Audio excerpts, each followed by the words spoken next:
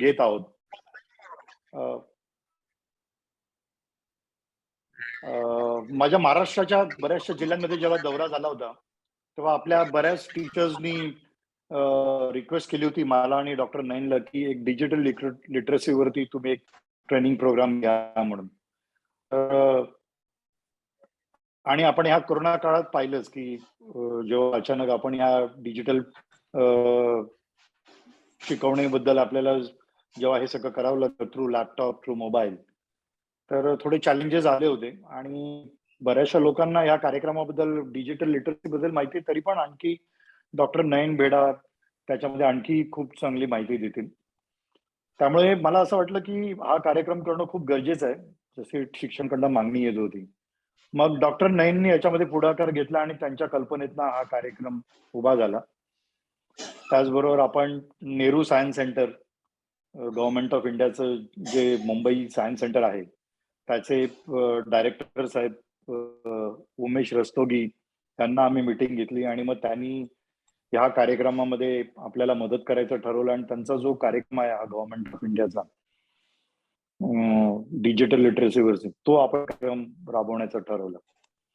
एकंदरीत 15 आठवडे हा कार्यक्रम चालेल. दर शनिवारी 5:30 ते 7 वाजता. तर मी पुन्हा एकदा डायरेक्टर साहेब आपले उमेश रस्तोगी आहेत. तर मग नर वामन साठे सर असतील आणि आपले डॉक्टर नयन मेहता जे नेहमीच आपल्याबरोबर असतात. तर मी या तिघांचे आभार मानीन आणि हा कार्यक्रम पुढे नेण्यास विनंती करेन. डॉक्टर साहेब प्लीज कंटिन्यू. थैंक यू बाबा. उमेश जी, एक आप भी थोड़ा व्यक्त कर लो सर, क्योंकि आपका साथ बहुत अच्छा रहा इस कार्यक्रम के लिए. सबसे पहले तो मेरा भी आप सबको नमस्कार. और इस विशेष कार्यक्रम में जो दालवी फाउंडेशन के जो फाउंडर हैं रामचंद्र जी और आवा मैम, उन सबकी तरफ से, खासतौर से जो इनके पीछे जो दिमाग है वो डॉक्टर नयन बेड़ा जी का, इन सब ने मिलकर जो ये प्रयास शुरू किया है, मेरे ख्याल है आज के जमाने में टीचर्स के लिए तो ये और भी ज्यादा जरूरी है कि अगर हमें बच्चों को सिखाना है और जितने तरीके की टेक्नोलॉजी हम इस्तेमाल कर रहे हैं अभी, चाहे वो मोबाइल हो, चाहे लैपटॉप हो, चाहे कंप्यूटर हो, डेस्कटॉप हो, और जिस तरह का अपने आप को अपडेट करना जरूरी हो गया है, क्योंकि आजकल बच्चे इतने ज्यादा स्मार्ट हैं कि आप टीचर्स के लिए तो ये जिम्मेदारी और बढ़ जाती है कि उनको एक कदम से आगे रहना पड़ेगा, तभी हम उनको पढ़ा पाए. और रिसोर्सेज इतने ज्यादा अवेलेबल हैं, कंपटीशन भी है, तो उसके लिए टेक्नोलॉजी का इस्तेमाल करना है. टेक्नोलॉजी का इस्तेमाल करने के लिए कंप्यूटर लिटरेसी, डिजिटल लिटरेसी जो अभी साहब ने, दालवी साहब ने, वो बहुत जरूरी है. और ये उनका जो प्रयास है इसी के मद्देनजर है कि हम सब लोग, ये हमारा मैंडेट भी है कि हम टीचर्स को उनकी जो एजुकेशन, पढ़ाने की जो क्षमता है उसको हम विकास करें, उनको और सशक्त बनाएं, उनको और एम्पावर करें, so that they can use technology in a better way and effective way also. We are doing mostly in interactives, बहुत ज्यादा हम हैंड्स ऑन करते हैं. और कंप्यूटर लिटरेसी में हमारा जो एक्सपीरियंस है, मेरे कलीग जो है साठे जी, वामन साठे, जो आपके साथ जुड़े रहेंगे पिछले अगले जो 15 हफ्ते हैं उसमें, उन्होंने बहुत सारे ट्रेनिंग प्रोग्राम किए हैं टीचर्स के लिए, हाउस वाइज जिनको आजकल होम मेकर्स कहते हैं, उनके लिए, बच्चों के लिए, बुजुर्गों के लिए, सीनियर सिटीजन के लिए. तो मुझे ऐसा लगता है कि उनका बहुत एक्सपीरियंस है. और नेहरू साइंस सेंटर के जो ये प्रोग्राम था, जो इन्होंने किसी समय इंटेल के साथ में मिलकर किया था, उस समय बहुत पॉपुलर भी थे प्रोग्राम. अभी हमें ऐसा लगता है कि बड़े शहर में शायद बहुत सारे लोग के पास डिजिटल लिटरेसी है, लेकिन जैसा कि दावी साहब ने बताया, पूरे दूर दराज रिमोट एरियाज में, पूरे महाराष्ट्र में अभी भी बहुत सारे लोगों को और इसका एक्सपोजर की जरूरत है. इसी के साथ हम उनके साथ में जुड़े हैं और मुझे उम्मीद है कि आप सब लोग इसका पूरा लाभ उठा पाएंगे. आप लोगों के लिए जो इन्होंने ये प्रयास दालवी फाउंडेशन ने किया है, मैं उनको शुक्रिया करता हूं और उनको बधाई भी देता हूं कि वो समाज को के खास वर्ग को, खास तौर से टीचर, जो कि हमारे देश के भविष्य, हम कहते हैं बच्चे हैं, और बच्चों का ध्यान रखने के लिए टीचर्स को जो एम्पावरमेंट कर रहे हैं वो निश्चित रूप से बधाई के पात्र हैं। और आप सभी लोगों से मेरा निवेदन रहेगा कि आप जितने क्वेश्चन पूछने हैं वो पूछें, और इसके बाद आपको ऐसा लगना चाहिए कि कंप्यूटर आपके लिए कुछ भी ऐसी चीज नहीं है जो आप नहीं कर सकते। तो मैं और ज्यादा अभी समय नहीं लेता हूँ। धन्यवाद के साथ नयन जी का भी कि उन्होंने हमें ये मौका दिया है आप सब लोगों के साथ जुड़ने के लिए। ये हमारी एक छोटा एक प्रोग्राम है, हमारा तो बहुत है। अगर आप लोग जुड़े रहेंगे तो शायद हम फिर आपके सामने किसी न किसी रूप में, किसी न किसी तरीके से आप लोगों के साथ जुड़े रहेंगे, आपके सामने आएंगे। क्योंकि आप सभी यहाँ नहीं आ सकते, मेरा ऐसा मानना है, पर हम आपके यहाँ टेक्नोलॉजी के माध्यम से, डिजिटल लिटरेसी के माध्यम से हम आपके साथ पहुंच सकते हैं। तो एक बार सभी का पुनः स्वागत है, और मैं नयन जी को बोलता हूँ, सर आप आगे की कार्रवाई। Thank you thank sir, you director साहब, thank you Umesh ji, thank you Abha, thank you very much. और so let's start, doctor, you can now start the program. yes, thank you very much. तो फिर से मेरा सबको को नमस्कार। और अभी हम शुरू करते हैं। जैसे एक मिनट अपना प्रेजेंटेशन खोल लूं, ज्यादा टाइम ना बिगाड़ते हुए हम सीधे जाएंगे अपने आज के सेशन में। ओके, तो आपको मेरी एक ब्लैंक स्क्रीन दिखाई दे रही है क्या? व्हाइट कलर की ब्लैंक स्क्रीन दिखाई दे रही है सब लोगों को? Yes, sir. Very good, okay, very Blank screen. Yes. दिख रहा है, स्क्रीन दिख रहा है। गुड। ओके, तो दिख रहा है। सबसे पहले तो हमारा ये जो 15 सेशन का जो प्रोग्राम है, ओके, ये 15 सेशन में तो 15 हफ्ते हो गए। हर सेशन एक हफ्ते में एक सेशन दिया जाएगा, एवरी सैटरडे, हर शनिवार को शाम को 5:30 बजे से 6:30-7 बजे तक, डिपेंडिंग ऑन टॉपिक क्या रहेगा उसके ऊपर आधार है। कुछ टॉपिक 6:30 बजे तक खत्म हो जाएंगे, कुछ शायद टॉपिक ऐसे होंगे जो थोड़ा उस दिन ज्यादा खींचना पड़ता है, 7 बजे तक मैक्सिमम हम प्रयत्न करेंगे कि 1 से 1.5 घंटे के अंदर हम वो सेशन खत्म करें। और ये टॉपिक रहेंगे, और जो हम बेसिक से शुरू करेंगे और धीरे धीरे बढ़ते बढ़ते इंटरनेट क्या होता है, फिर कुछ टूल्स जैसे बेसिक टूल्स होते हैं, word processing, spreadsheet, presentation, Google Docs, ये सीखेंगे।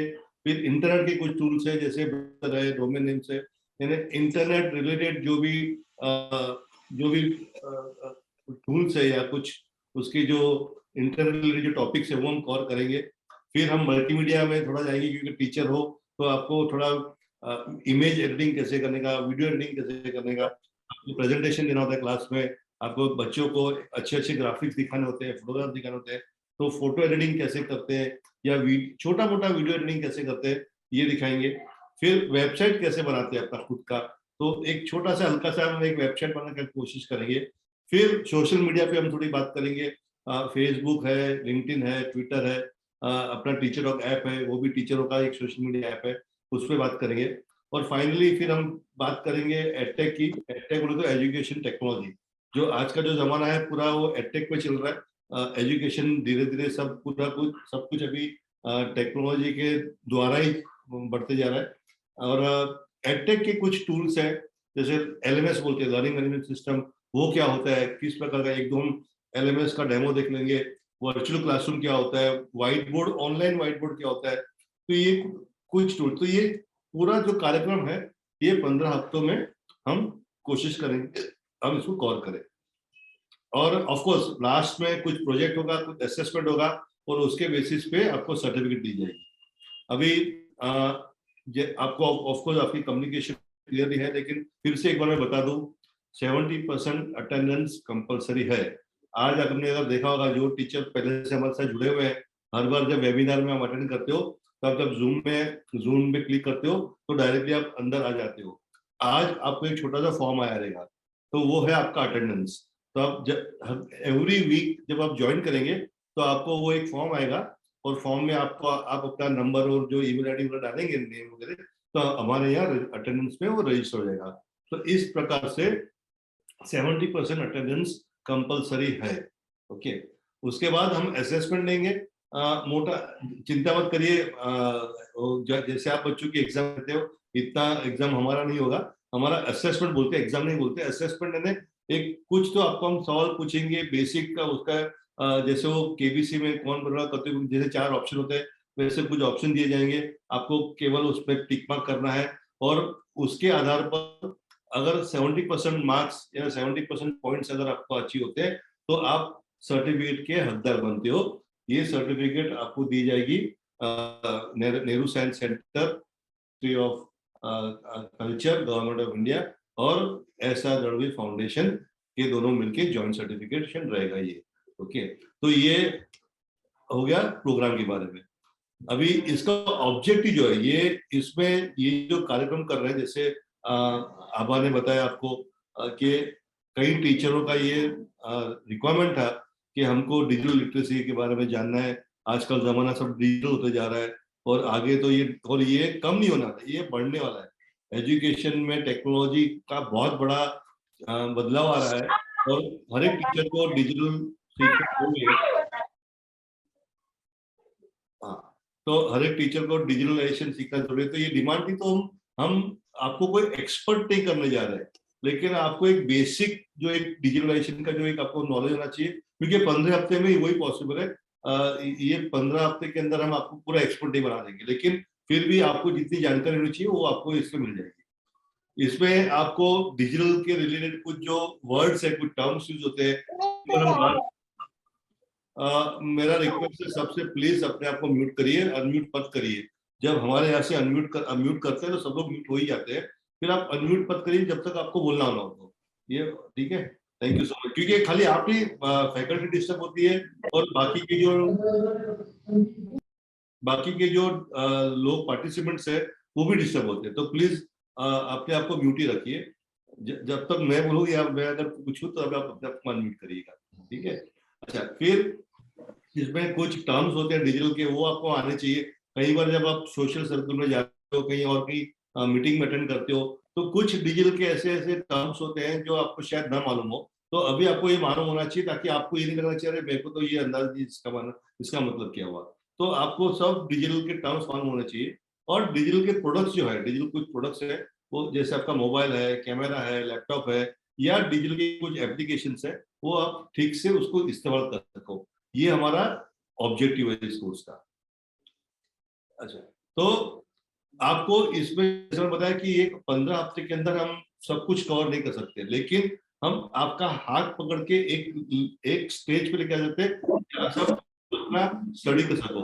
तो आपको सेल्फ स्टडी करनी पड़ेगी। खाली हमारे जितना हम सिखाते हैं ये 15 हफ्तों में उतना नहीं, लेकिन आपको खुद का भी थोड़ा आपको रोज का थोड़ा बहुत आधा एक घंटा स्टडी करेंगे तो आप जरूर इस पे एक्सपर्ट हो जाएंगे। जो भी हम सिखाएंगे हर एक सेशन के बाद, जो हमारी टीम है वो टीचर ऑफ ऐप पे डिस्कशन फोरम एक ऑप्शन है, और जो भी कंटेंट है, जो भी हमारा जो लेक्चर हुआ रहेगा उसके बारे में आगे की जो कंटेंट है या कुछ नोट्स है वो उस पर डाली जाएगी। ओके, और मैं प्रोत्साहित करूंगा हर एक टीचर को उसमें पार्टिसिपेट करें डिस्कशन फोरम में। आप अपना कुछ नॉलेज है वो शेयर करें।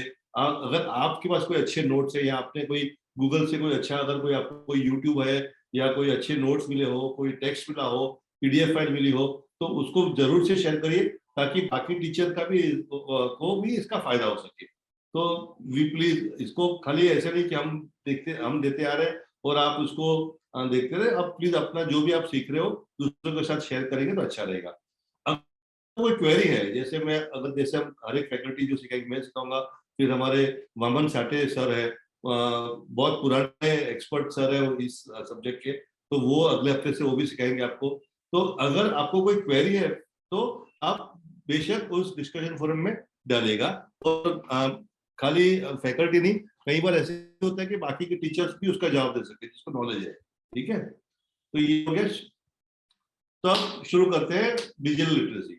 और शुरू करने से पहले डिजिटल लिटरेसी के लिए सबसे पहला जानना जरूरी है कि डिजिटल क्या होता है।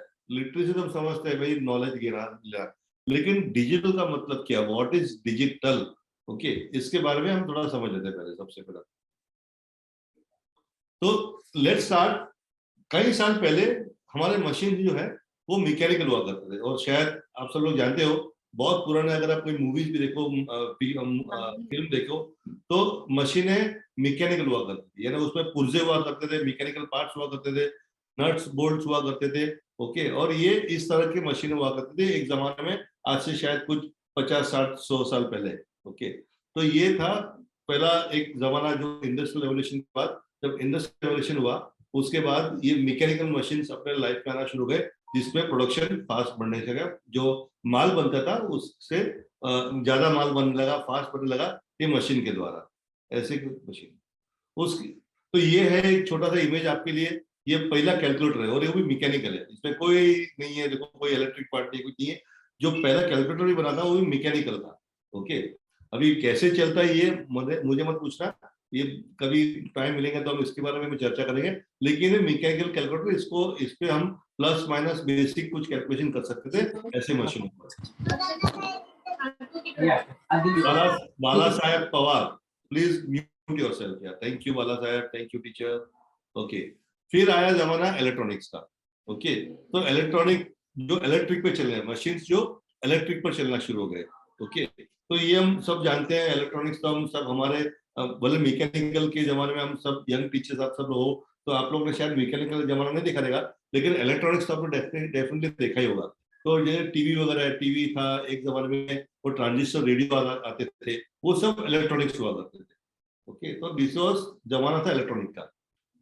और अब जमाना आ गया डिजिटल का, ये सब मशीन कॉम्पैक्ट हो गए और डिजिटल हो गए। तो ये हम समझ लेते हैं डिजिटल का क्या है, व्हाट इज डिजिटल। ओके, तो ये मेरा सबसे, लेट्स स्टार्ट विद डिफाइनिंग ये डिजिटल, जैसे कंप्यूटर मोबाइल सब डिजिटल हो गए, तो ये let's understand what is digital. Okay, तो ये क्या दिख रहा है आपको? Anybody can just unmute and से ये क्या है? ये Traffic Sir, remote Signals. It is like signal. Traffic signal, very good. Cameras. अरे कैमरा नहीं है, सिग्नल है। कौन बोला कैमरा? Signal. अरे सबको सिग्नल दिख रहा है। Traffic signal. Traffic signal, very good very good very good. चलो चलो, बड़ा इंटेलिजेंट क्लास है और बड़ा इंटरेक्टिव क्लास है। Okay, Traffic signal. Traffic signal. अब ये ट्रैफिक सिग्नल पे जब लाल लाइट होती है तो क्या होता है? वी हैव टू स्टॉप, बराबर है? Yes sir. Very good. जब ऑरेंज लाइट होती है तो you have to get ready. Yes sir. और जब ग्रीन लाइट होती है तो उसका मतलब गो, जाओ। Yes sir. बराबर है, वेरी गुड। Yes sir. अभी मान लो आप कलर ब्लाइंड हो, यानी आपको कलर नहीं दिखता। ओके, आपको अगर कलर नहीं दिखेगा तो आप ट्रैफिक सिग्नल को कैसे इंटरप्रेट करोगे, कैसे जान पाओगे? आप गाड़ी चला रहे हो लेकिन आप कलर ब्लाइंड हो। कलर ब्लाइंड का मतलब वो लोग होते हैं जिनको कलर नहीं दिखता, उनकी लाइफ सब ब्लैक एंड व्हाइट होती है। ओके, तो अगर ये कलर नहीं दिखेगा आपको तो आप कैसे इसको इंटरप्रेट करोगे? Rajendra ji, Rajendra Sindhesh, yes sir,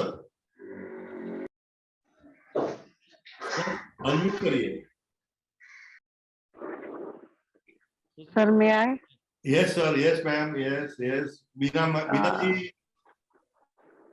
Yes, sir. Sir, can it be due to vibration sensor or something like that? No ma'am, हम Sir, may I tell? गाड़ी या वन सेकंड, गाड़ी चला तो गाड़ी का खुद का वाइब्रेशन होता है, तो सिग्नल का वाइब्रेशन कैसे दिखेगा? और सिग्नल तो हमको दूर से भी देखना होता है। कहीं पर हम रास्ते में चला रहा है, सिग्नल दूर होता है तो हमको रेड है या ग्रीन है तो पहले से दिखना चाहिए, वाइब्रेशन तो नहीं है। Yes ma'am, anybody else? Yes sir, या तो वो दूसरों को फॉलो करेगा या तो मैं किसी रास्ते में किस तरीके से कौन सी। अरे शमीना मैम, शमीना मैम, मान लो आप अकेले हो रास्ते पे, कोई नहीं आगे पीछे। सिग्नल पर बैठ जाता है लिखकर। एक मिनट, सब एक साथ बोलेंगे तो नहीं चलेगा। खाली आप अपना हाथ ऊपर करिए, मैं आपको सिर्फ आपके नाम से बुलाऊंगा। यस, तो sir, with the help of Deepali ma'am ने अपना हाथ ऊपर किया है। Deepali ma'am, there is any sensor in the car? there is no sensor in the car and we don't use any electronics. simple सा दिमाग लगाओ, एकदम इतना कॉमन सेंस लगाओ। and so I can see Rushali Khandve. Yes teacher. Sir, वो light का जो क्रम है, 1 नंबर वाला लाइट रेड रहेगा, 2 नंबर वाला ऑरेंज रहेगा और very good very good very good. Audio sensor? No sensor. अरे ये बहुत अच्छा है सर। आपका नाम क्या है? Sir, Barve, Suresh Barve. Very good sir. बहुत अच्छा जवाब दिया टीचर ने कि हम इसके क्रम से जाएंगे। अगर ऊपर की लाइट, पहली लाइट चालू है, ओके, बोल। अगर सिग्नल ऊपर वाला ऑन है, सेकंड वाला ऑफ है और थर्ड वाला ऑफ है, उसका मतलब स्टॉप, बराबर है। अगर ऑफ ऑन ऑफ है तो गेट रेडी, अगर ऑफ ऑफ ऑन है तो गो। ये पूरी दुनिया में सिग्नल का जो एक क्रम है, ऊपर लाल, बीच पे ऑरेंज, नीचे ग्रीन, ये स्टैंडर्ड है, ओके। और on off of mean stop, of on off का मतलब get ready, of of on का मतलब गो। क्लियर है सब लोगों को? कोई इसमें कोई कंफ्यूजन है? No sir. No sir clear. Very good. अभी ये मेरे को ना ऑन ऑफ बोलने में बहुत लंबा और बहुत तकलीफ होती है, तो हम क्या करेंगे, हम एक कन्वेंशन यूज करेंगे। ऑन को हम 1 बोलेंगे और ऑफ को हम 0 बोलेंगे, ठीक है। अगर मुझे ऑन को 1 बोलना है और ऑफ को 0 बोलेंगे हम, तो कैसे दिखेगा? 1 0 0 यानी 1 0 0 मीन स्टॉप, ठीक है। 0 1 0 means of on off, 0 1 0 means get ready, और 0 0 1 मीन्स गो। पॉसिबल, बराबर है, करेक्ट है सब लोगों को? कोई कंफ्यूजन है इसमें? No sir. हाँ, इसको 100 मत पढ़िए, 10 मत पढ़िए, इसको 1 0 0 पढ़िए। ये 100 नहीं, नंबर नहीं है। ये 1 का मतलब है ऑन, 0 का मतलब है ऑफ। ये क्यों 1 0 में डाल रहा हूँ? क्योंकि मुझे ऑन ऑफ नहीं बोलना है, बहुत लंबा है, तो इसके बदले हम एक कन्वेंशन यूज करेंगे। कन्वेंशन का मतलब एक मेथड यूज करेंगे, एक हम इसको एक चिन्ह बोलते हैं, जो भी है मराठी में उसको, तो एक कन्वेंशन फॉलो करेंगे। 1 0 0 मीन स्टॉप, 0 1 0 गेट रेडी, 0 0 1 गो। अब ये क्यों ऐसा पॉसिबल है? क्योंकि लाइट की 2 स्थिति होती है, या चालू है या बंद है। इसके अलावा और कोई थर्ड स्टेट है ही नहीं। सिर्फ 2 स्टेट होते हैं, लाइट के 2 ही स्टेज हो सकते हैं, या ऑन या ऑफ। तो 0 या 1, 0 means of, 1 means of, okay. और इसके 3 अलग अलग क्या बोलते हैं उसको, लोकेशन, ओके। तो 3 लाइट है, 3 लोकेशन है, तो combination of 1 0 0 become, combination of 0 1 0 become get ready, combination of 0 0 1 means go, okay. अब ये अगर आपको समझ पड़ गया तो हम डिजिटल आपको समझ पड़ जाएगा, ओके। कितने, अभी मेरे को एक बताओ, ये 0 1 0 के कितने कॉम्बिनेशन पॉसिबल है? 8। 8, वेरी गुड। 0 0 0 यानी ऑल लाइट्स आर ऑफ, 0 0 1 यानी पहले की 2 लाइट और तीसरी खाली चालू है, 0 1 0 यानी पहली लाइट ऑफ है, बीच की चालू है, सेकंड थर्ड वाली ऑफ है, फिर 0 1 1 यानी पहली लाइट ऑफ है और 2 लाइट चालू है, 1 0 0 0 1 0 1 0 1 1 1 0 1 1 1। ये अगर हम लाइट जो है अगर ऑन ऑफ करेंगे, ओके, ऑन ऑफ करेंगे तो 1 second, Zil, just keep checking your admits and keep admitting people. Okay? Yes sir, doing. Yeah, great, thank you. So ये कॉम्बिनेशन है 0 1 0 का जो कॉम्बिनेशन है वो हमारे लिए एक कोई मतलब है, I mean it gives some meaning to us, बराबर है। यानी जैसे ही आपने यहाँ पे देखा,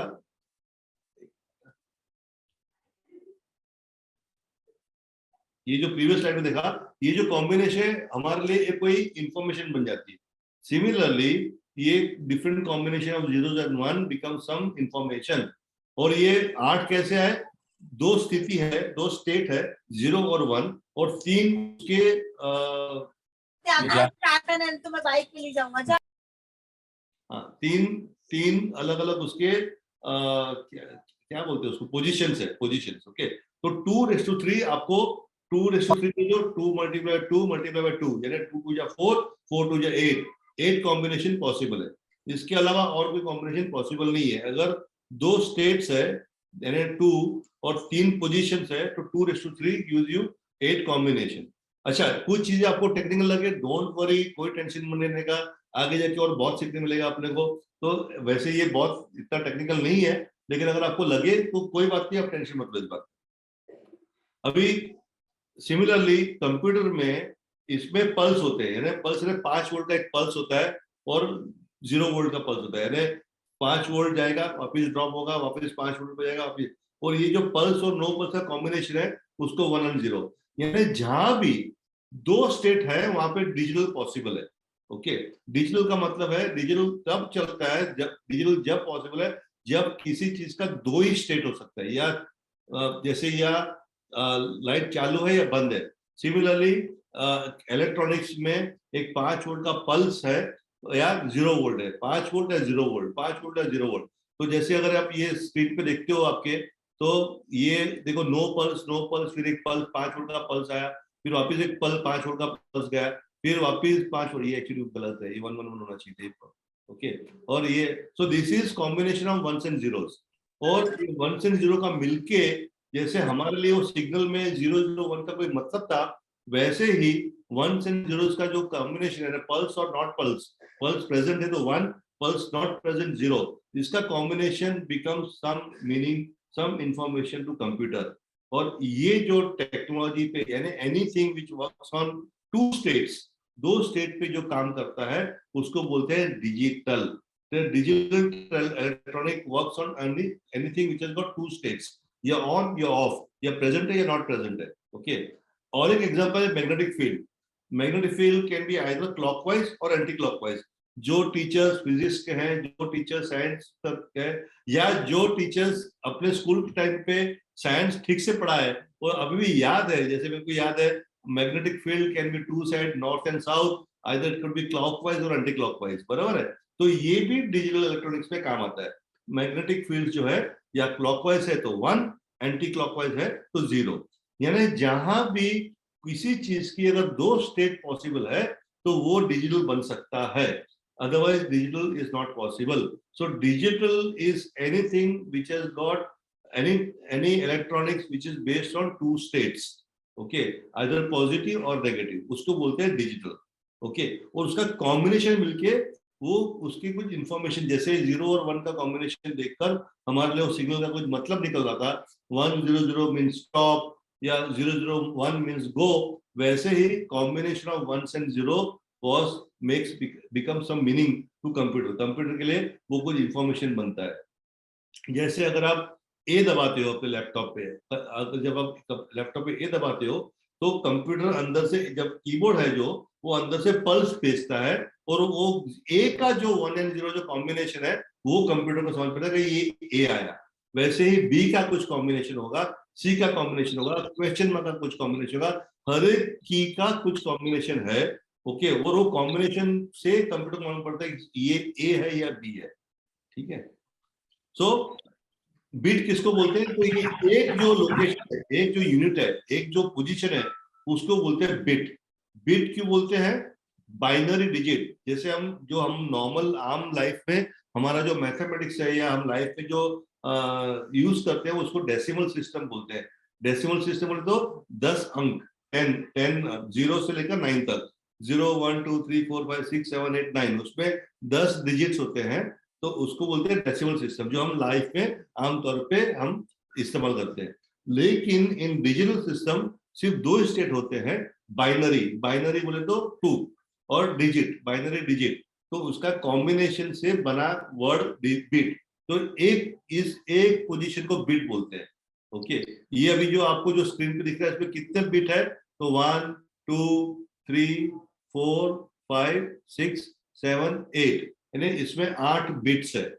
समझ पड़ा? अच्छा, जिसको कोई सवाल हो तो हाथ ऊपर करे और पूछ सकते हैं, जब भी मैं बात करता हूँ तो आपको मैं ओके, तो आपको इतना समझ पड़ जाएगा कि डिजिटल का मतलब है किसी भी चीज का 2 स्टेट से कॉम्बिनेशन करके उसका कुछ मीनिंग निकालना। ओके, अभी 8 अगर बाइट बिट्स है उसको बोलते हैं 1 बाइट। काय बोलतात? हेलो, ओके, सो बाइनरी डिजिट हो गया। अभी ये मेरे को एक बताओ, अगर 8 है ये, तो इसमें कितने कॉम्बिनेशन पॉसिबल है? जैसे 3 में 8 कॉम्बिनेशन पॉसिबल है, 3 पोजीशंस अगर है तो 8 कॉम्बिनेशन पॉसिबल है। अगर 8 पोजीशंस है तो कितने कॉम्बिनेशन हो सकते हैं? 250. 24. 2 raised to 8. 2 raised to 8, correct, yeah. 2 raised to 8, which is 56. 56. 256. Yeah. जिसको मालूम है प्लीज, जिसको पहले से मालूम है अगर, तो आप please allow other people to speak so that they can learn. Okay. 2 raised to 56, correct है. तो क्यों ऐसा चाहिए, क्यों 8 का कॉम्बिनेशन, जो हर एक जो अपना कंप्यूटर है या आपका जो मोबाइल है, कंप्यूटर है, जो भी आज दुनिया में जो ये सब चलते हैं, ये 8 बिट्स पे चलते हैं, यानी 1 बाइट पे चलते हैं. 1 बाइट बोले तो 8 बिट. अभी एक्सपर्ट ने जब कंप्यूटर का जब निर्माण हुआ, जब उसका जब बनाया गया पहली बार, तो उन्होंने 8 का कॉम्बिनेशन लेके आया. क्यों? क्योंकि अगर मैं मान लो 3 कॉम्बिनेशन लेता, मैं खाली 3 कॉम्बिनेशन, तो खाली केवल 8 ही पॉसिबल है कॉम्बिनेशन उसके. 3 पोजीशन लेता मैं अगर, ओके, 3 पोजीशन से खाली 8 कॉम्बिनेशन पॉसिबल है. तो वो इट कैन नॉट कवर. मेरे पास कवर करने के लिए क्या क्या है, देखो A to Z अल्फाबेट्स.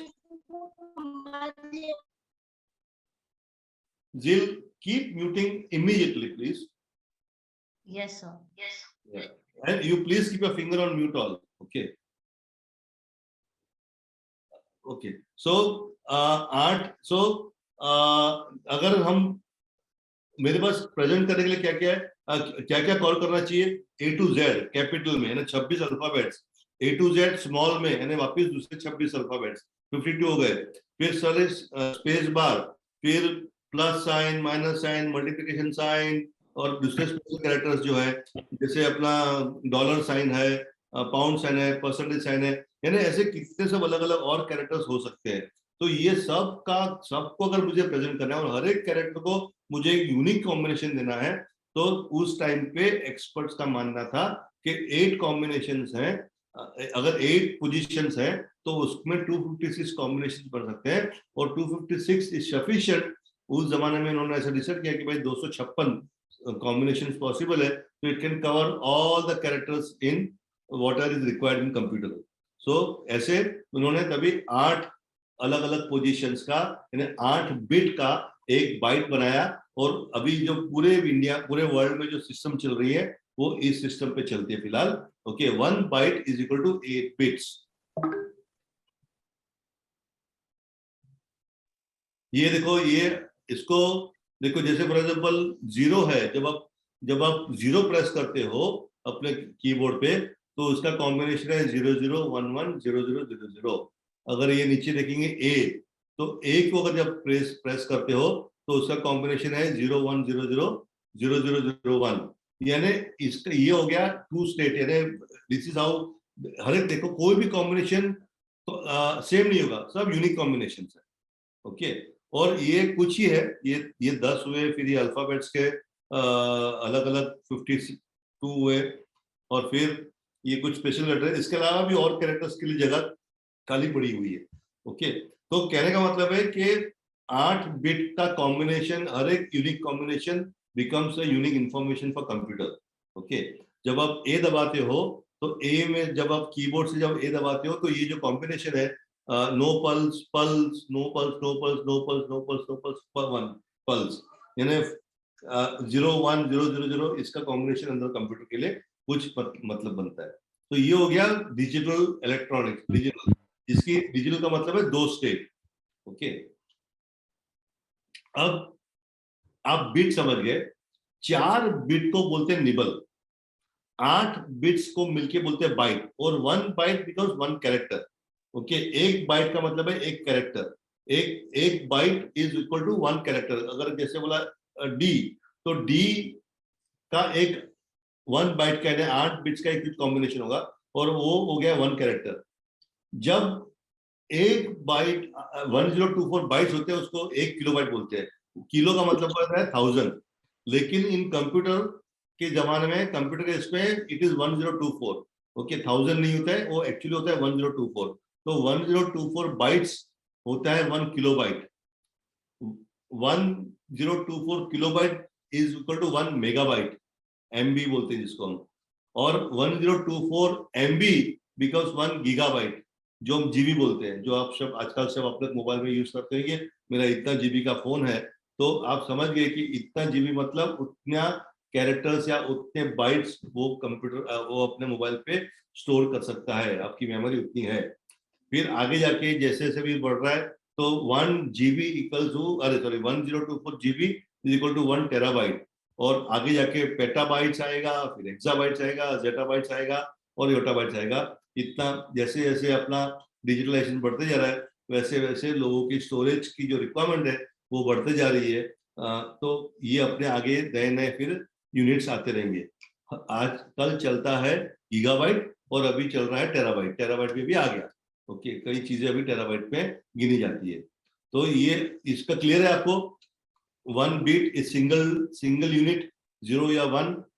चार बिट मिलके एक निबल बोलते हैं, 8 बिट मिलके बाइट बोलते हैं। पूरी दुनिया की कंप्यूटर सिस्टम जो चलती है वो 8 बिट्स पे चलती है, 1 बाइट पे चलती है, उसको 1 बाइट बोलते हैं। ओके, और 1000 यानी 1024 हम नॉर्मली बात करते हैं तो 1000 ही बोलते हैं उसको, एक्चुअल होता है 1024, लेकिन हम किलो का मतलब है 1000। सो 1000 बाइट्स या 1024 bytes is 1 kilobyte, 1000 kilobyte is 1 megabyte, 1000 megabyte is equal to 1 gigabyte and 1000 gigabyte equal to 1 terabyte. ये हम रोज के रोज यूज करते हैं। या किसी ने हाथ ऊपर किया है, बाबू साहेब पवार।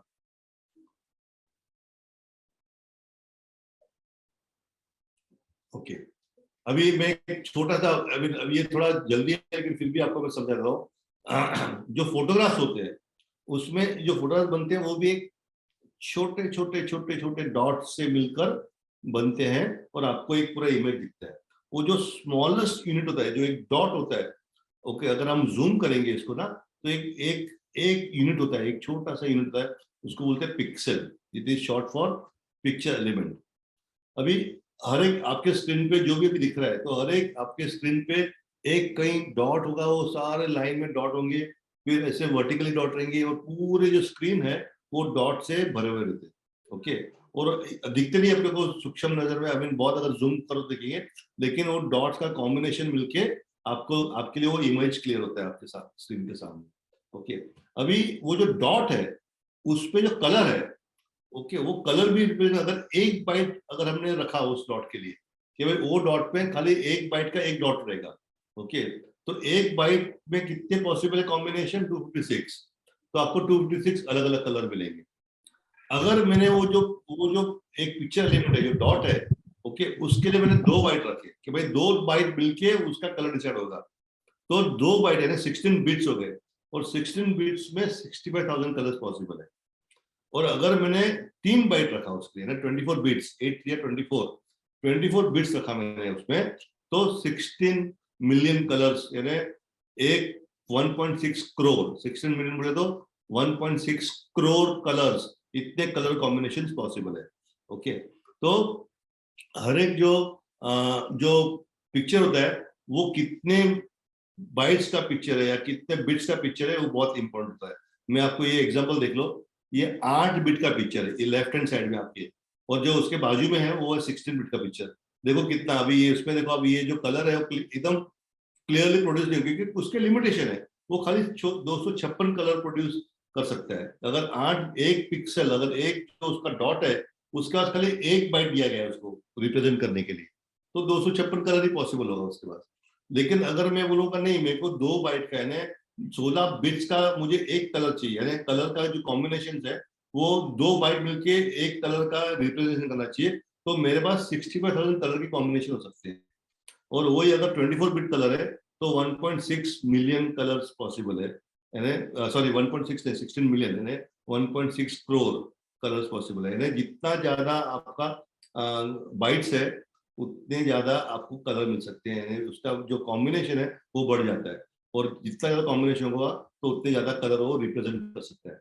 लेकिन मतलब उसका ये भी हुआ कि उसका मतलब पिक्चर का साइज बढ़ते जाएगा, क्योंकि अभी इसमें जो पिक्चर के जो डॉट्स है, जो पिक्चर एलिमेंट्स है, ओके, वो एक पिक्चर का एलिमेंट 1 बाइट लेता है, बराबर है। तो मान लो अगर ये पूरी इमेज अगर मान लो 1 किलोबाइट की है, तो उसके बाजू की जो 16 बिट की इमेज है, 16 बिट है, डबल 2 बाइट ले रहे हैं एक पिक्चर को रिप्रेजेंट करने के लिए, तो 2 MB की फाइल हो जाएगी वो, क्योंकि एक एक पिक्सल यानी एक एक डॉट के लिए उसको 2 बाइट लगते हैं कलर को रिप्रेजेंट करने के लिए। ओके, तो ये हो गया एक तरह से one more example of digital electronics कि कहाँ ये ऐसे combination of 1 and 0 is possible, and अलग अलग कॉम्बिनेशन से अलग अलग चीजें बनती है। ये और एक एग्जांपल है, देखो आपका 8 बिट पिक्चर में जो कलर है लेफ्ट हैंड साइड पे, और जो बाजू में 16 बिट की कलर है, जो 16 बिट की कलर है उसमें जो देखो उसमें जो डलनेस नहीं है, इसमें लेफ्ट हैंड साइड वाला डल है क्योंकि उसमें कलर्स कम है। राइट हैंड साइड वाला जो पिक्चर है उसमें कलर ज्यादा है। तो जैसे आपको ये कोने में जो बिल्डिंग की लाइटिंग दिख रही है वो एकदम ब्राइट लग रही है क्योंकि उसमें कलर्स थे वो हिसाब से है। और ये लेफ्ट हैंड साइड का जो पिक्चर है वो कलर्स दबे हुए हैं क्योंकि उसके कलर्स ही कम है। अब आते हैं हम कंप्यूटर्स पे कि कंप्यूटर क्या होता है, व्हाट इज कंप्यूटर। तो कंप्यूटर एक इलेक्ट्रॉनिक डिवाइस है, ओके, और जिसका काम होता है, आई मीन उसका जो मेजर जो कंप्यूटर एक जो मशीन है, वो मशीन का काम है कि उसका एक कुछ इंस्ट्रक्शन को फॉलो करना है। ओके, हम एज ए ह्यूमन बीइंग, हम जो इंसान है वो कंप्यूटर को, उस मशीन को हम कुछ इंस्ट्रक्शन देते हैं और उस इंस्ट्रक्शन को फॉलो करना, और उसकी खुद की एक मेमोरी होती है कंप्यूटर की। तो उस मेमोरी और अपने जो इंस्ट्रक्शन उसको मिलकर लेकर वो अपने पास से इनपुट लेना है, डेटा लेना है। जो भी हम कंप्यूटर में एंटर करते हैं वो उसको डेटा बोलते हैं, आप सब जानते होंगे। तो हो गया इनपुट, उस डेटा को प्रोसेस करना मैथमेटिकली और लॉजिकली। मैथमेटिकली बोले तो जो आपको प्लस माइनस डिवीजन वो सब जो होता है वो, और लॉजिकल बोले तो जिसको हम कंडीशंस होते हैं, जो कंडीशनल होते हैं। लॉजिकल बोले तो कि भाई अगर ऐसा है तो ये कर, अगर मार्क्स 35 से नीचे है तो फेल करो, मार्क्स 35% के ऊपर है तो पास करो। ये जो कंडीशंस है उसको लॉजिकल बोलते हैं। तो ये जो प्रोसेसिंग है, जो कोई भी कंप्यूटर है वो या अरिथमेटिक कर सकता है और दूसरा लॉजिकल कंक्लूजन कर सकता है, लॉजिकल प्रोसेस कर सकता है। यानी if this is less than, this is more than, this is equal to, ये सब जो है वो पॉसिबल है। Okay, so logic, this is very very important. I think apart from calculator और कंप्यूटर में सबसे बड़ा फर्क यही होता है, कैलकुलेटर सिर्फ केवल कैलकुलेशन कर सकता है, कंप्यूटर जो है वो लॉजिक लगा सकता है, लॉजिक प्रोसेस कर सकता है। ओके, तो इस बात से मेरे को एक याद आया। अच्छा, जिसको लॉजिक पता है क्या है, what is logic, anybody can explain what is logic? Thinking of power sir. Sorry, thinking of power, हमारा ब्रेन यूज करके बोलना। Reasoning problem, thinking of power in okay all other ways. Okay, ठीक है। करना, कल्पना करना, तर्क लगाना, तर्क लगाना बराबर है। उसको लॉजिक को आपने बोला हिंदी में तर्क लगाना, लेकिन उसका मतलब क्या हुआ? Probability. Probability solving of problems. नहीं, लॉजिक मतलब क्या है? Logic is a science of reasoning, किसी साइंस ऑफ रीजनिंग। इसका मतलब जहां भी आपको कोई रीजन करना होता है, कोई रीजन लगाना होता है, उसको बोलते हैं लॉजिक।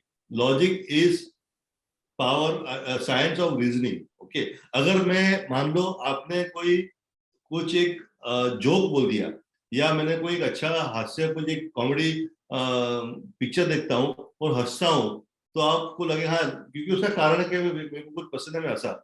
लेकिन मैं कुछ कारण नहीं, ऐसे बैठे बैठे आपके सामने अच्छा, तो इलॉजिकल हो गया। बराबर, आप लोग ये क्या पागल है? क्यों? क्योंकि लॉजिक नहीं है, कारण क्या है, मैं क्यों हंस रहा हूँ। ओके, तो कई बार हम देखते हैं ना, लोग ऐसे खाली बैठे बैठे हंसते हैं, तो आपको लगता है पागल है। क्यों आपको लगता है पागल है? क्योंकि अपने को उसका पीछे लॉजिक नहीं दिखता, उसका रीजन नहीं दिखता।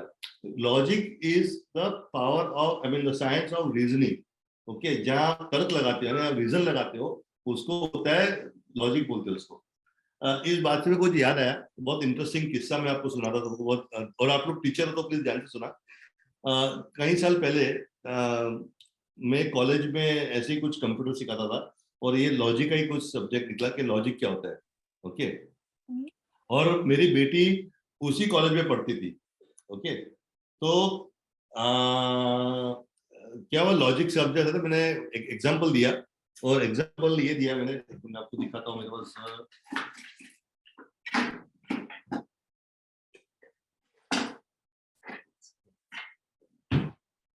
ओके, तो मैंने एग्जांपल दिया आपको, सब लोगों को अगर दिखता है मेरा ये class, this duster is on the book is on the table, okay, the duster is on the book and the book is on the table, that means the duster is on the table, ये हो गया logic, okay. सो वापस मैं repeat करता हूँ, the duster is on the book is on the table, that means the duster is on the table, this is logic.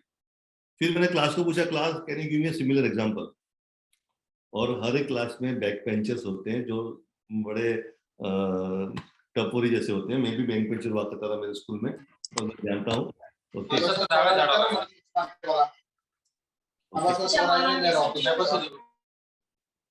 So class में पूछा कि can you give me similar example, okay. तो एक back bencher पीछे से हाथ उठाया और मैं बड़ा ताजुब हो गया, और मेरे को अच्छा भी लगा कि चलो पहली बार किसी बैक बेंचर ने हाथ उठाया, तो बोला, आई वाज बड़े खुश होकर बोला, okay class give me example, I mean उसको बोला गिव मी एग्जांपल, तो वो भी खड़ा हो गया, sir I love your daughter, you love your daughter, so I love your daughter. तो ये था लॉजिक का एग्जांपल जो मेरे पे बैकफायर हो गया। एनीवे, लॉजिक जैसे कोई किस्सा है तो मैंने बताया, तो कंप्यूटर का, लेट्स गेट टू कंप्यूटर के, जब हम कंप्यूटर का जो बड़ा एडवांटेज है वो होता है अरिथमेटिकली यानी मैथमेटिकल कैलकुलेशन करना और लॉजिकल कैलकुलेशन करना, ओके। फिर आउटपुट देना, ये उसका तीसरा उसका जो काम है ये मशीन का, कुछ आउटपुट देना, इंफॉर्मेशन को या डेटा को प्रोसेस करना और हमको आउटपुट देना, और ये सब चीज को स्टोर करना, ओके, ताकि हम उसको भविष्य में यूज कर सके। ये जो चार चीज मेजर है, इनपुट लेना, अरिथमेटिकली और लॉजिकली प्रोसेस करना, उसको आउटपुट पे दिखाना, हमको देना, वैसे हमको स्क्रीन पे दिखाना या प्रिंट आउट पे चाहिए, या और उसको स्टोर करना, ये जो चार मुख्य कारण है, इसका ये पूरा मिलके बोलते हैं हम कंप्यूटर।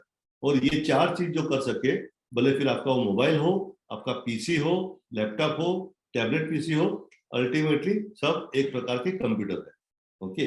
जो बड़े कंप्यूटर है हमारे जो टेबल पे बैठे हैं उसको बोलते हैं डेस्कटॉप पीसी, ओके। लेकिन अल्टीमेटली आपके हाथ में जो है वो मोबाइल कुछ बोलते हैं, वो भी एक प्रकार का कंप्यूटर ही है।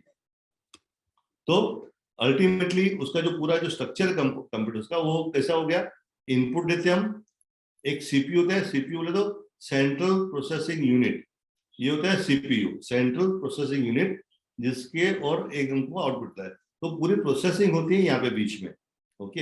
हम कंप्यूटर में हम इनपुट करते हैं, सीपीयू जो होता है उसको प्रोसेस करता है और फिर हमको कुछ आउटपुट मिलता है। जो सीपीयू होता है उसके भी अंदर तीन कंपोनेंट है, एक होता है कंट्रोल यूनिट जो पूरे व्यवस्था को कंट्रोल करता है, फिर एक होता है कुछ एआरयू बोलते हैं, एआरयू बोले तो अरिथमेटिक और लॉजिकल यूनिट जो कैलकुलेशन करता है, एक तरह से अंदर का एक कैलकुलेटर है और लॉजिकल यूनिट है, और एक होता है मेमोरी। ये तीन चीज मिलके अपना सीपीयू बनता है, ओके, और फिर फाइनली उसको मिलता है आउटपुट। तो ये मोटा मोटा स्ट्रक्चर है कंप्यूटर का, और ये आप अगर देखेंगे तो कंप्यूटर का ये दिस इज हाउ आपको दिखता है।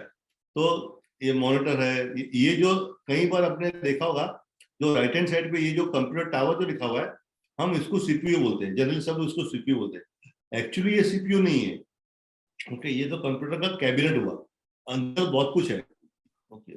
फिर कीबोर्ड है, स्पीकर्स है, ये सब अलग अलग प्रकार के इनपुट या आउटपुट डिवाइसेस है। अगर आप कैबिनेट खोल के देखेंगे तो इस तरह से कैबिनेट दिखता है, इसमें सीपीयू बहुत छोटा सा है, आपको दिखेगा नहीं अभी इसमें, लेकिन इसमें पावर यूनिट है, इसमें और भी कुछ सर्किट लगे हुए हैं, ये ना बहुत कुछ है ये टावर में। अगर सीपीयू देखो तो सीपीयू बहुत छोटा सा होता है एकदम सर्किट पे, तो that is called CPU, central processing unit. तो कंप्यूटर में मेजर इनपुट, सीपीयू और आउटपुट ये होता है, और जो मेमोरी होता है, ये मेमोरी के वापस दो पार्ट होते हैं, एक होता है रैम, रैंडम एक्सेस मेमोरी, जो टेम्पररी मेमोरी थी, जैसे कंप्यूटर को आपने पावर निकाल दिया तो ये रैम जीरो हो जाएगा, इसमें जो भी इस मेमोरी में जो भी होगा रैम में वो सब निकल जाएगा, वाइप ऑफ हो जाएगा। और एक होता है रोम, यानी रीड ओनली मेमोरी, जो परमानेंट मेमोरी है, जो लगता है एक कुछ परमानेंट, यानी अगर आप कंप्यूटर ऑफ भी कर दो तो भी उस मेमोरी में जो भी इंस्ट्रक्शंस है या जो भी कुछ प्रोग्राम है, जो भी कुछ है वो उसमें, या जो कुछ इंफॉर्मेशन है वो उसमें पड़ा रहेगा, यानी पावर ऑफ होने से भी उसकी मेमोरी खत्म नहीं होगी। ओके, यानी जो भी डेटा है उस मेमोरी में वो पड़ा रहेगा। ओके, हमको ज्यादा से ज्यादा रैम चाहिए, क्योंकि जब मशीन जब प्रोसेस करता है, ये जो रोम होता है वो जनरली होता है जब मशीन चालू करते समय भी उसको, क्योंकि ये तो मशीन है, उसको अक्ल नहीं है, तो मशीन चालू करने के लिए पहला बेसिक कुछ तो प्रोग्राम लगेगा, कुछ डेटा लगेगा, कुछ इन्फॉर्मेशन लगेगा, तो वो रोम में होता है जो परमानेंट होता है। तो मशीन जैसे चालू कर पावर मिलता है तो ये रोम का जो सॉफ्टवेयर है, इसके अंदर जो प्रोग्राम है वो एक्टिवेट होता है, और वो फिर करता है जो भी प्लस, वो आपको इतना टेक्निकल जाने की जरूरत नहीं है, लेकिन जो भी स्टार्टिंग में उसको कुछ काम करना पड़ता है करता है। रैम जो होता है, इसका मतलब ये रोम परमानेंट है, रैम जो है वो टेम्पररी है, और हम जो भी कंप्यूटर को इनपुट देते हैं वो पहला रैम में जाता है। तो जितना ज्यादा रैम उतना अच्छा।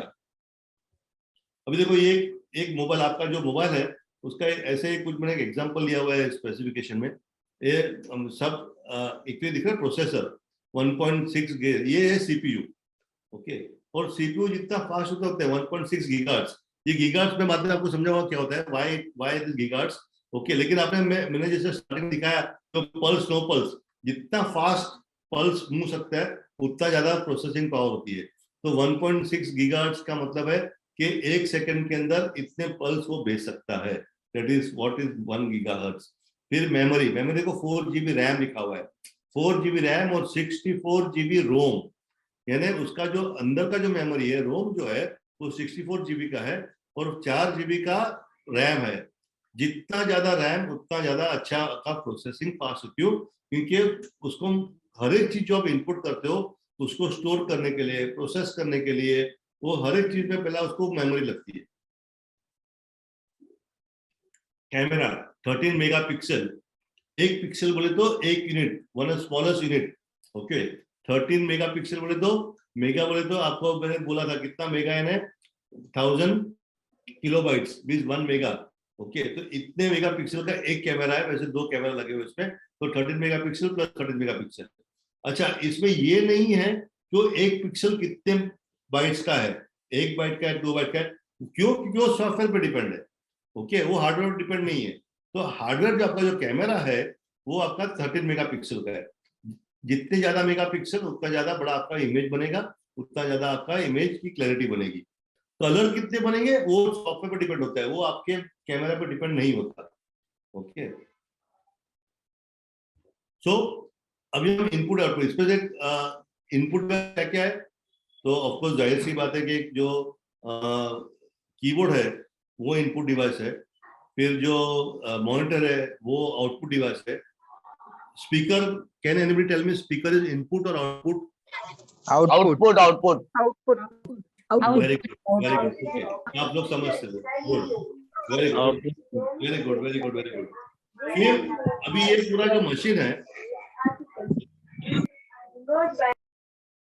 ये जो मशीन है इसको अक्ल नहीं होती, मशीन को खुद को कुछ दिमाग नहीं होता, तो ये मशीन को चलाने के लिए एक कुछ सॉफ्टवेयर लगता है, कुछ प्रोग्राम लगता है जिसको बोलते हैं ऑपरेटिंग सिस्टम। तो जो हम यूजर है, हम जो एज अ ह्यूमन बीइंग हम जो यूजर है, वो हम जब अपने मोबाइल पे या कंप्यूटर पे कोई भी हम सॉफ्टवेयर चलाते हैं तो वो सॉफ्टवेयर डायरेक्टली सीपीयू को उसको समझ नहीं पड़ता।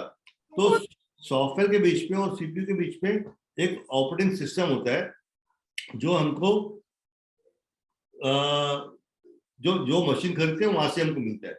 ये ऑपरेटिंग सिस्टम समझता है, इसका ये एक तरह का पुलिसमैन है। ओके, इसका काम है पूरे जो हार्डवेयर को मैनेज करना और एप्लीकेशन सॉफ्टवेयर को क्या चाहिए, और एप्लीकेशन सॉफ्टवेयर जो अपने जो अगर आप पीसी यूज करते हो तो उसमें वर्ड यूज करते होंगे, ईमेल यूज करते होंगे, ब्राउजर यूज करते होंगे, ये सब एप्लीकेशन सॉफ्टवेयर हुए। और जो सीपीयू है या जो रैम है उसके बीच में कैसे मैनेज करना। तो ये जैसे ट्रैफिक पुलिस ने आप देखा होगा, इधर पूरे अगर मान लो 10-12 अलग अलग रास्ते आ रहे हैं और एक यार एयर ट्रैफिक कंट्रोलर है कि भाई कौन सी फ्लाइट लैंड होगी, कौन सी टेक ऑफ होगी, कभी किसको टेक ऑफ करवाना है, किसको लैंड करवाना है। सिमिलरली यार जो ट्रैफिक पुलिस है, एक गाड़ी रुकेगी वो ये रास्ते से आएगी, अभी तू रुक, अभी तू जा, ये सब जो पूरा मैनेजमेंट होता है इसको बोलते हैं ऑपरेटिंग सिस्टम। ये एक तरह से उधर का अंदर का एक हवालदार है, ट्रैफिक पुलिस है, जो हार्डवेयर के हिसाब से सॉफ्टवेयर को और हार्डवेयर के बीच में कैसे किसको कौन से सॉफ्टवेयर को प्रायोरिटी देना, कौन से डेटा को प्रायोरिटी देना। इनपुट अगर कीबोर्ड में किसी ने कीबोर्ड से अगर कोई किसी ने टाइप किया हुआ है तो उसको अंदर लेना, उसको प्रायोरिटी कितना मिलना चाहिए। अगर किसी ने कंट्रोल ऑल्टर डिलीट दबा दिया तो टॉप प्रायोरिटी में जाता है, किसी ने अगर स्विच ऑफ का मशीन दबा दिया तो ये सब, या सेव करना है, ये सब किधर सेव करना है, उसकी कौन सी सिस्टम चलनी चाहिए, कितनी चलनी चाहिए, वो सब कुछ मैनेज करता है ऑपरेटिंग सिस्टम। ये बहुत जरूरी है ऑपरेटिंग सिस्टम, और वो हम नहीं बना सकते, वो अपना जो हम मशीन खरीदते हैं उसके पास ही हमको मिलती है। ओके, तो ऑपरेटिंग सिस्टम जो आजकल दुनिया में जो आजकल चलती है, वो एक तो विंडोज है। आप बहुत जिसके पास भी पीसी है या लैपटॉप है वो ज्यादातर तो विंडोज चलाते होंगे। एक मिनट, नुको। फिर लिनक्स आपने बहुत बार सुना होगा, लिनक्स करके ऑपरेटिंग सिस्टम आता है। जिसका एप्पल है, एप्पल के लैपटॉप से या मशीन है तो वो मैक ओएस चलाते हैं।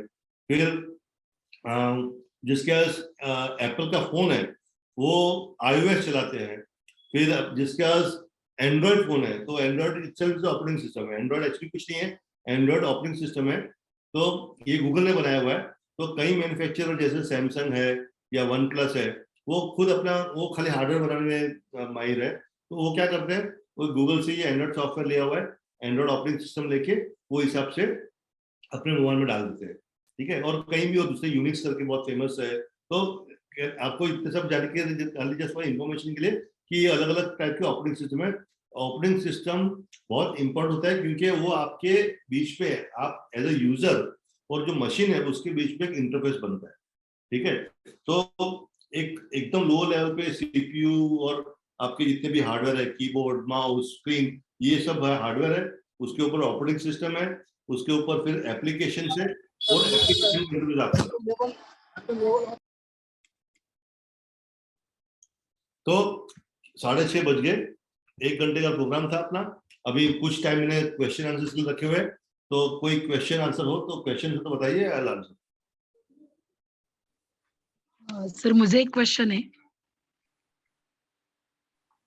क्रांति जी, यस, क्रांति मुंडनकर, यस मैम। सर आपने जो पहले बोला था बाइट का 8 बिट, सर प्लीज वो आप फिर से एक्सप्लेन करेंगे, वो वाला सिर्फ बिट का।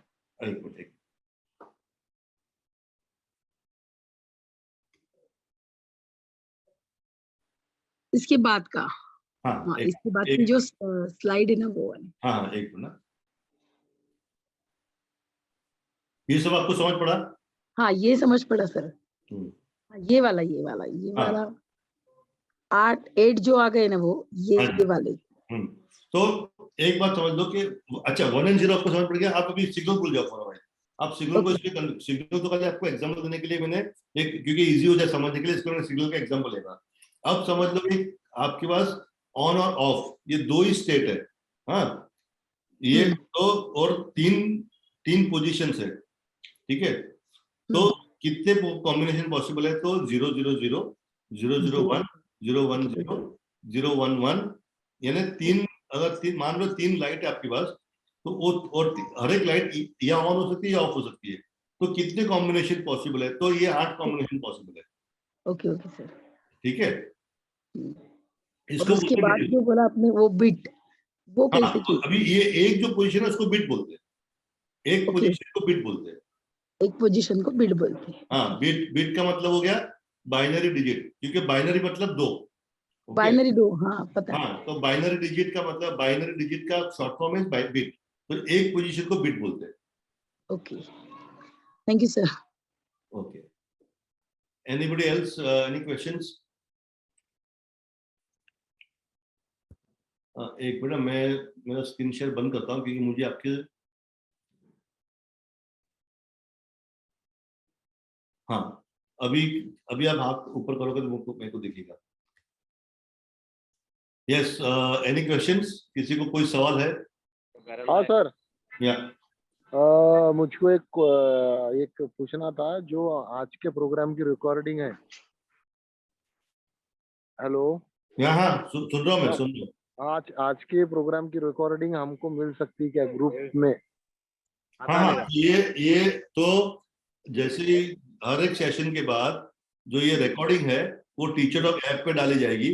टीचर टॉक जिसने नहीं अभी तक टीचर टॉक ऐप डाउनलोड नहीं किया है तो Zil, can you please put a teacher of link please on this on the chat? Okay. तो ये आपको अभी चैट पे लिंक डाल रहे हैं और आपको आप लोग सब लोग रजिस्टर किया रहेगा तो आपको सबको कल व्हाट्सएप, कल नहीं, कल तो संडे है, मंडे को आपको सब लोग को मैसेज भी आ जाएगा, उस पर भी लिंक डाली जाएगी। तो ये हर एक सेशन के बाद उस लेक्चर के जो आगे के नोट्स है, क्योंकि मैं 1 घंटे में एक लिमिटेड कुछ सिखा सकता हूँ, बराबर है। अभी जैसे एनालॉग और डिजिटल के बीच में फर्क क्या है, तो ऐसे कुछ नोट्स हैं, तो वो मैं डालते रहूंगा टीचर ऐप पे, ताकि आप उसको और स्टडी कर सको, ठीक है। और ये जो रिकॉर्डिंग है, वो रिकॉर्डिंग भी आपको टीचर ऐप पे मिलेगी। हाँ, तो कॉफी की उनका सवाल है, डॉस ऑपरेटिंग सिस्टम आउटडेटेड हो गया है क्या? यस सर है madam, sorry, I think sorry हो, एक मिनट। हाँ, तो तौफीक की sir, yes, DOS operating system अभी आउटडेटेड हो गया, नहीं चलता, अभी जमाना गया डॉस का। जी सर, मैं जब हाई स्कूल में हुआ करता था ना, हाँ, तब वो ऑपरेट किया करता था। हाँ, तो सर मैंने जब करियर शुरू किया था 1987 में, मैंने 85 पे कंप्यूटर सीखा था, तभी तो डॉस भी नहीं था। जब मैंने सब कंप्यूटर शुरू किया सीखना, तभी डॉस भी नहीं था, उसके बाद डॉस आया, और डॉस फिर काफी चला। तो फर्स्ट जनरेशन कंप्यूटर से। हाँ जी, फर्स्ट जनरेशन कंप्यूटर से। फर्स्ट जनरेशन में अभी हम लोग वर्जन 10 यूज कर रहे हैं। हाँ, मैं जब 12th के वेकेशन में कंप्यूटर सीखा, मैं प्रोग्रामिंग सीखा, और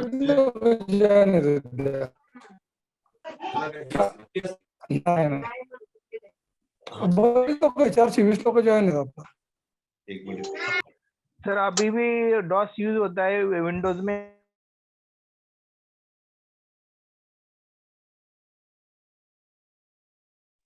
सर आप म्यूट हो गया। सर, अभी भी डॉस विंडोज में यूज होता है? डॉस का एक वर्जन होता है उसके यू आर अंदर। On mute. Sorry, yes, you right sir. आप डॉस का एक वर्जन, एक वो विंडोज, एक्चुअली विंडोज के अंदर वो उसने सिमुलेट किया हुआ है। डॉस ऑपरेटिंग सिस्टम खुद तो चलेगा, अभी आउट ऑफ सिस्टम हो गया वो, ओके।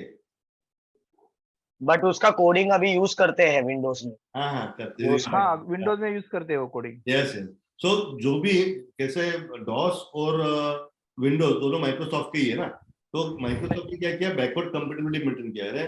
बैकवर्ड कंपेटिबिलिटी है, जब भी नया वर्जन आता है तो पीछे की जो सॉफ्टवेयर है वो चलने चाहिए, अभी उसको बोलते हैं बैकवर्ड कंपेटिबिलिटी, तो मेंटेन किया गया है। पहले जो था ना डॉस में, कोई फाइल डिलीट हुआ तो अनडिलीट स्टार किया तो जब तक कंप्यूटर चलता था वो तब तक चलता था।